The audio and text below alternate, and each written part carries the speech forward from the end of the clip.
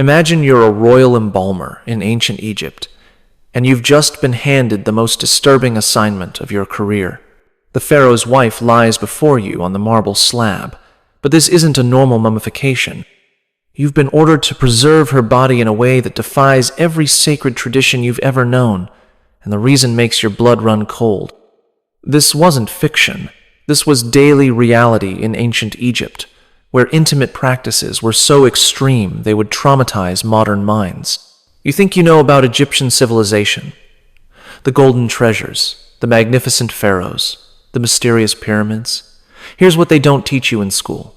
Ancient Egypt had sexual practices so extreme that Victorian archaeologists literally hid the evidence, where royal children were subjected to horrific abuse by their own families, and where religious festivals turned into week-long orgies of violence and sexual chaos. What I'm about to show you will make you question everything you thought you knew about one of history's greatest civilizations.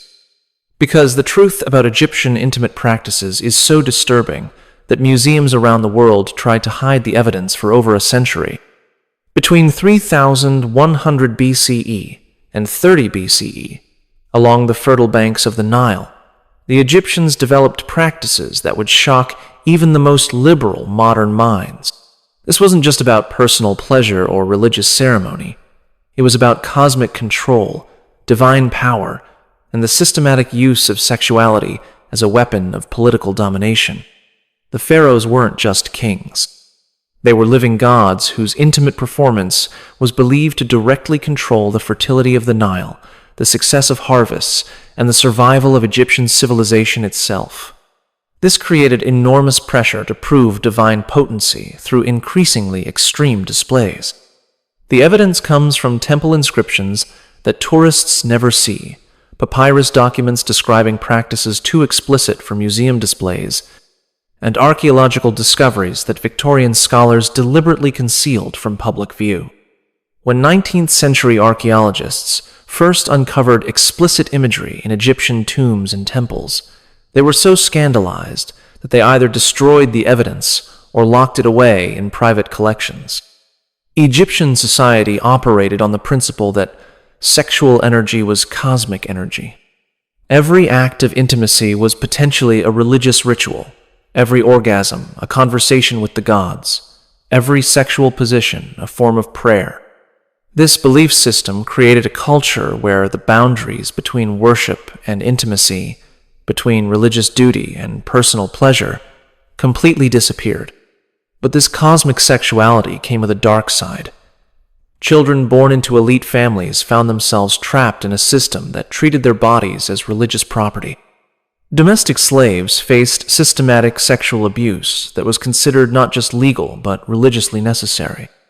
And when things went wrong, when the Nile didn't flood or crops failed, the sexual practices became increasingly desperate and violent.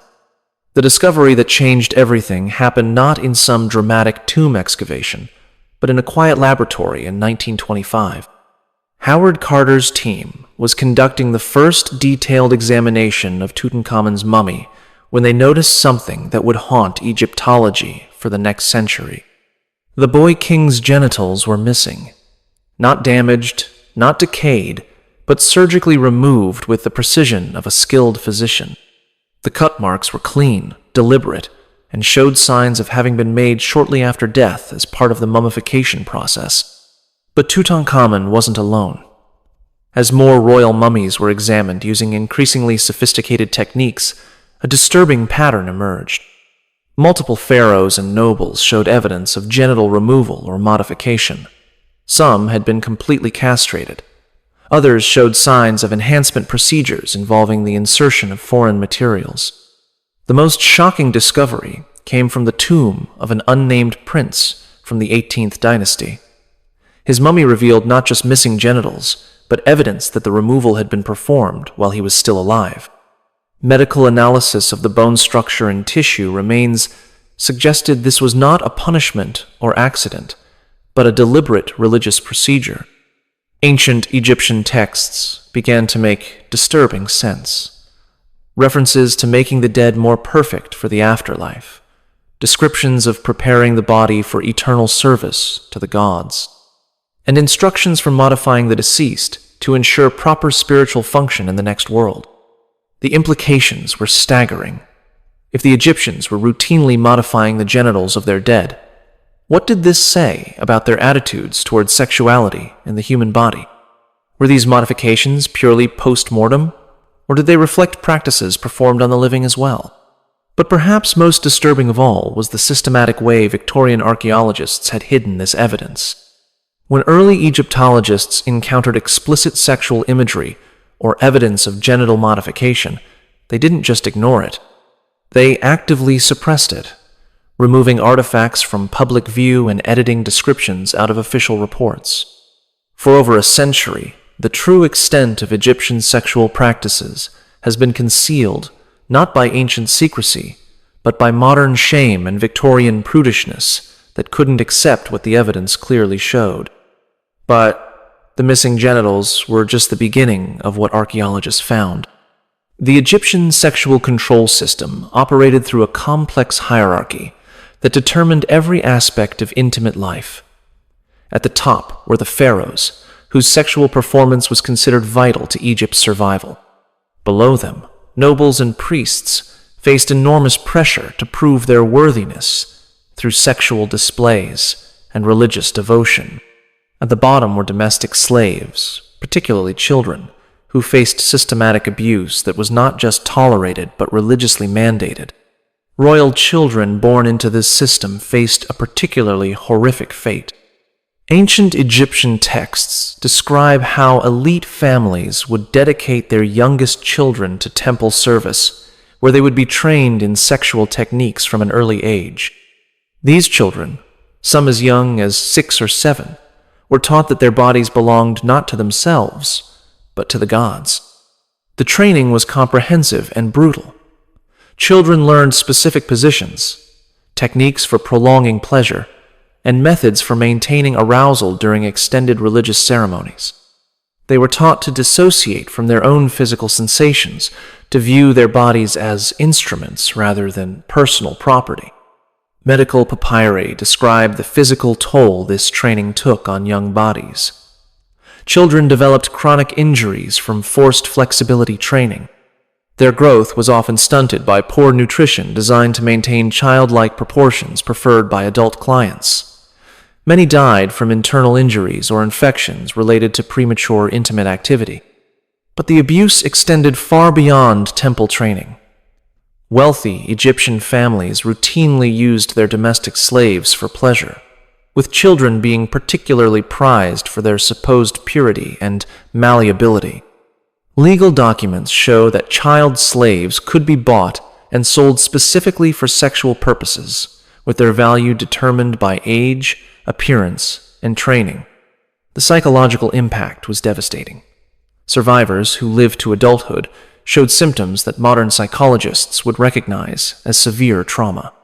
They had difficulty forming normal relationships, often became sexually compulsive or completely withdrawn, and frequently died young from what ancient texts euphemistically called broken hearts. Perhaps most disturbing was how this abuse was justified through religious doctrine.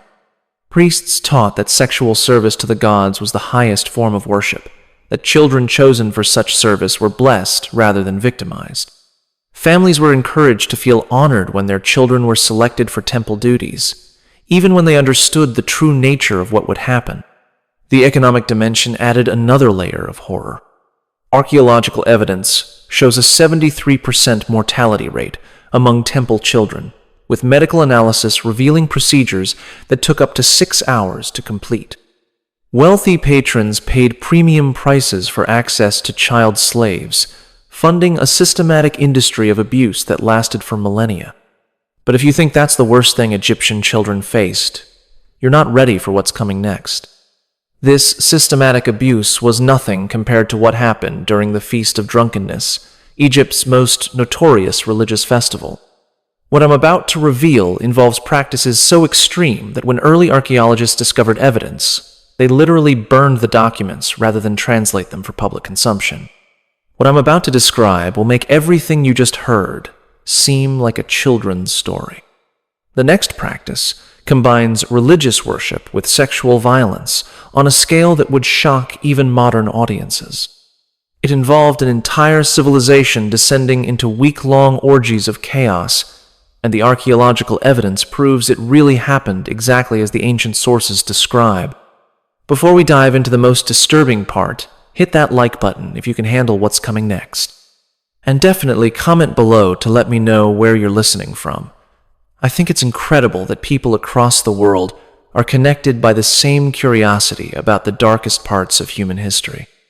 The Feast of Drunkenness represented the absolute pinnacle of Egyptian sexual extremism, an annual festival dedicated to the goddess Hathor that transformed the entire civilization into a week-long orgy of violence, sex, and religious chaos.